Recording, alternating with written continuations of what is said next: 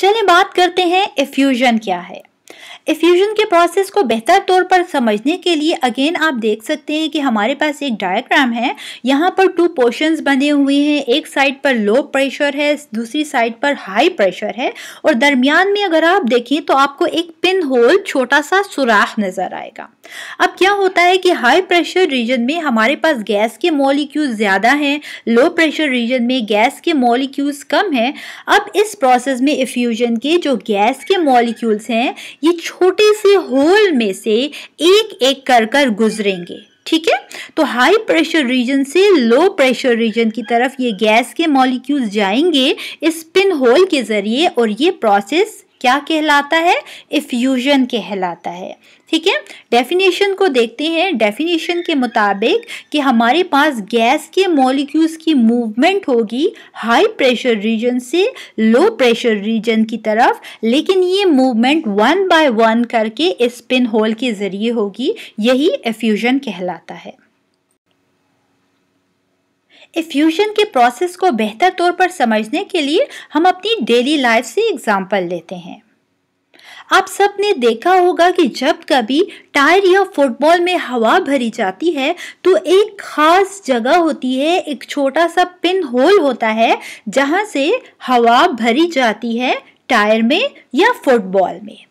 ठीक है, तो जिस जगह से हवा भरी जाती है इस टायर या फुटबॉल में, वो पिन होल आप यहाँ पर डायग्राम में भी देख सकते हैं।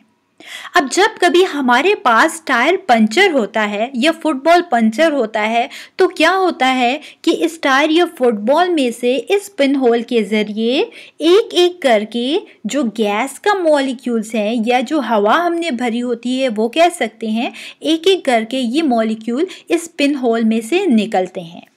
तो ये हमारे पास बहुत बेस्ट एग्जाम्पल है इफ्यूजन की, क्योंकि यहाँ पर इस पिन होल के जरिए बॉल या टायर में से एक एक करके गैस का मॉलिक्यूल्स निकलता जाता है।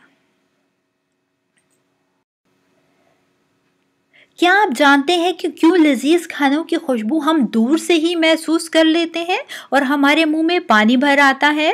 दर हकीकत हम अगर खाने को किसी एयर टाइट बॉक्स में भी बंद कर ले या किसी प्लास्टिक बैग में भी सील कर ले तो क्या होता है कि वहाँ से हमारे पास जो बैग होता है, प्लास्टिक बैग होता है या वो एयर टाइट बॉक्स होता है, इसमें छोटे छोटे सुराख होते हैं और इन जो सुराखों में से इफ्यूजन का प्रोसेस होता रहता है कंटिन्यूसली। मींस यहाँ से जो मॉलिक्यूल्स होते हैं वो बाहर आते रहते हैं। एज अ रिजल्ट हम काफ़ी दूर तक इस खाने की खुशबू को महसूस कर सकते हैं।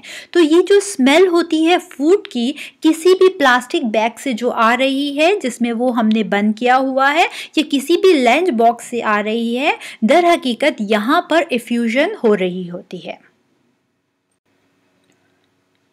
अगर ये वीडियो आपको अच्छी लगी हो तो प्लीज़ इसे लाइक और शेयर ज़रूर कीजिएगा और सब्सक्राइब कीजिए मेरे चैनल डिजिटल केमिस्ट्री को। Thank you for watching.